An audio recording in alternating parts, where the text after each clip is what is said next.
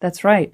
Larry Summers, well, the president of Harvard is always a very powerful person. But I think even by those standards, Larry Summers was an exceptionally powerful president of Harvard. He had been in the Clinton cabinet. He had been at the World Bank. He was one of the most well-connected men in the Democratic Party. He was also enormously accomplished as an academic. He was just a really smart, sharp economist. And still very influential. Still, he's still all of those things. Yeah.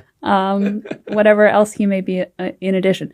But that made it all the more shocking that he was felled by a scandal. Mm-hmm. And there were a lot of things going on during his presidency at Harvard, and a lot of professors that he alienated that eventually led the faculty to have a vote of no confidence in him.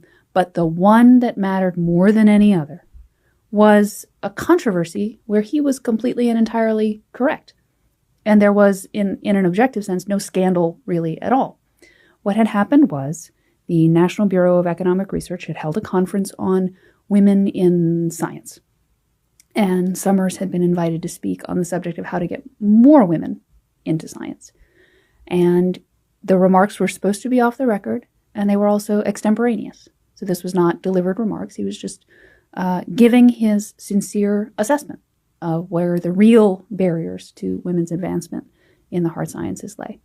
And he identified two that were a little bit difficult to talk about. The first is the male and female bell curves in terms of aptitude. You see this in a lot of other characteristics as well, that there are tend to be more men at the extremes, both extremes. The extremes of lack of intelligence and also extremes of intelligence. So there are simply more men than women way out there at the tail end of the bell curve.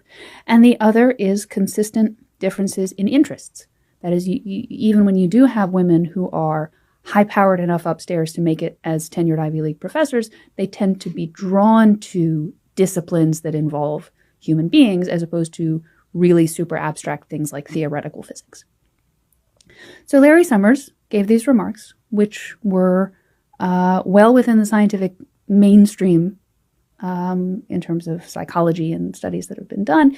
And yet their response among the women professors in the audience was to say, "How dare you?" In fact, these women went to a reporter, which they were not supposed to do because the talk was supposed to be off the record. But they went to a reporter and they said, "I had to stand up and leave or else I would have fainted," or "I was about to throw up."